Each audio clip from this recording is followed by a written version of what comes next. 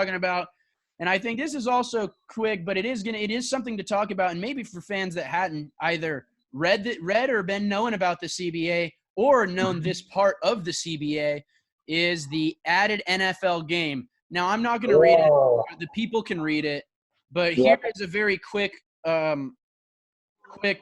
summary of what is going on. But the major points that I wanted to touch on are, firstly, we'll touch on two. The first one is 17-game regular season. Now, the reason this jumps out at you is not only, okay, well, this is going to be an extra game, just like obviously, at the end of the season, standings and whatnot. But the way it will affect the statistics and the history of the game, it's good. I mean, it's going to be crazy. I mean, you would think that within the next 3-4 years, we're going to see most, if not every major seasonal statistic broken just because it's an entire extra game. I mean, you take Mike Thomas, like we were just looking at, and you take his average throw on another game, and he's staring at like 1,900 yards and 10 touchdowns, which is all of a sudden like the best receiver like season of all time. Right. So it's going to be really interesting, like seeing how many of these records get broken and seeing if all of a sudden the media starts hyping up these players as, oh, they're some of the best of all time.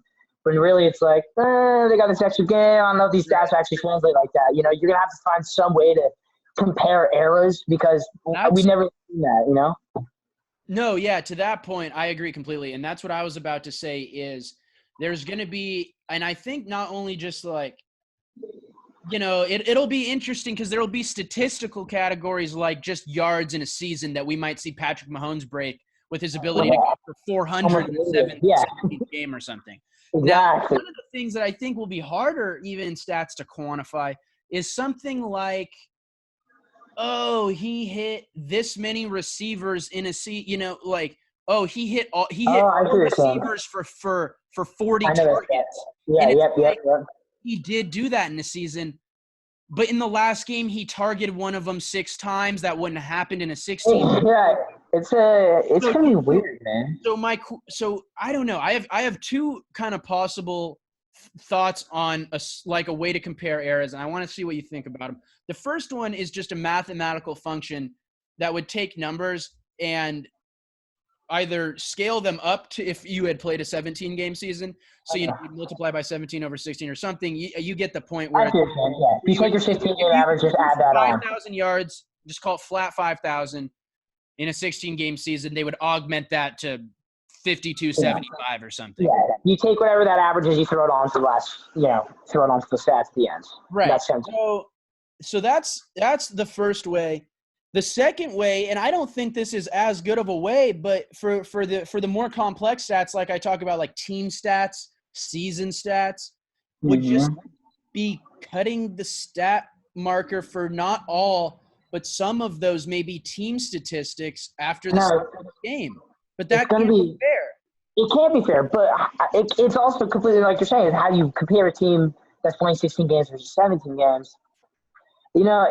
It's always interesting seeing how the NFL is finding more ways to get more money. The decided this year's 17th game was it.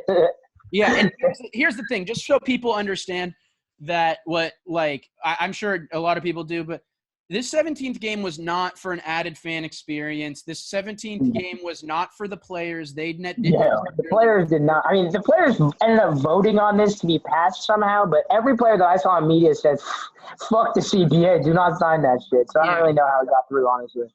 It got through because my opinion on it is that players that weren't in top-tier money brackets got a bigger benefit from the CBA. Like the ones we're not seeing on social media. If you're a top 25% player, your healthcare, your money, everything is already guaranteed. For the bottom 75%, in the lifespan in the NFL is 3.5 years.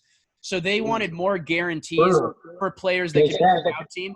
And since there's so many of those guys that have a vote, once it got to a player vote, it ended up getting passed. That's what I've heard. Now, the other way, and to finish it, the 17th game is not for the players. It's for owners voted it. That was one of their major points in the CBA, and it is 100% for ticket sales and television revenue for another game. Not even a question. Unilateral move for more money. That the NFL makes is just that as a business decision. Right. And another business decision I really, really dislike, and let me give you a little backstory on why I dislike it. I'm a sports fan beyond the NFL, and I love baseball, and I love the MLB. Now, growing up, one of the most coveted things about the MLB was the postseason. Now, the MLB, even since in my lifetime, has expanded their postseason to 10 games, but it used to be 8. Now, when it was 8 out of 30 teams, you had the NL Central, West, and East, as well as the AL, and a wild card in each league. The National League and the American League, you had a wild card, 8 teams. Yeah. Getting one of those 8 spots meant something. I can't do the math in my head, but that's about 27% of teams make it, something like that. Yeah, around there. That was a coveted spot. So every regular season game mattered. Everything down the stretch called the last 40 games mattered. And getting in the postseason also was a huge incentive because for baseball, there's so many players out there. That's a great way to get national attention on yourself. That's a great way for teams to have a whole nother potential 7-game series for ticket sales and revenue, as well as television deals. It circles back. But that is a coveted position. Now, the MLB, for the same reasons as the NFL, has since opened it up to 10. Now, that's still only 33% of the teams. It's still very hard to get in.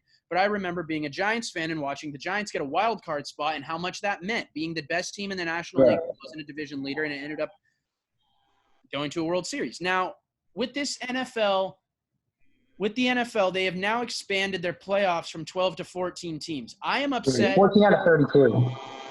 I am upset because the playoffs don't mean shit anymore, for one. And then the second part of it is this was just such an obvious money grab that it doesn't – what do teams 13 and 14 need to be in the playoffs for? They don't. Okay. All right. Well, I guess that's the end of the show then. Fuck the NFL. Yeah. All the 4% of the teams make the playoffs, which is just stupid.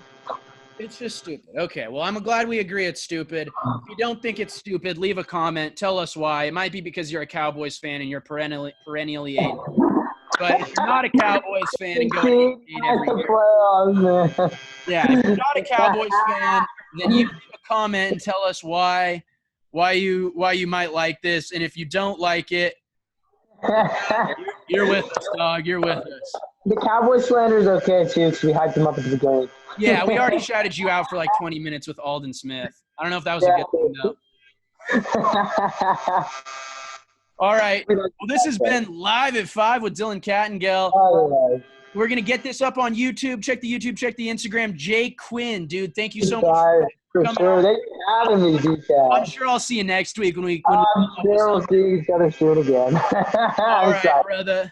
I'm going to stop the share here, bring us back, and I'm going to stop the recording. We're signing off. Peace, guys. Let's go. Thanks, man.